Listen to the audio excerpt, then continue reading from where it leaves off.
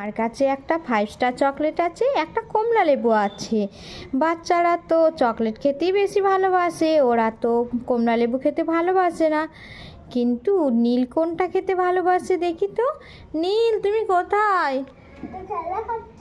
খেলা করছো?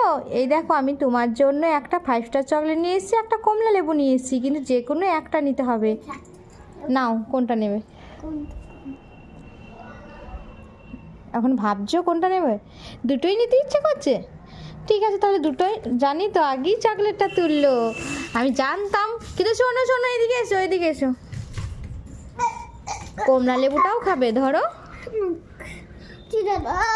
আগে কমলা লেবু খাবে। না, ফেলো না, কমলা লেবু খাবে। ওরকম করো না, তেতো হয়ে যাবে। তাহলে আমি কিন্তু প্যাকেটটা কেটে দেবো না চকলেটে।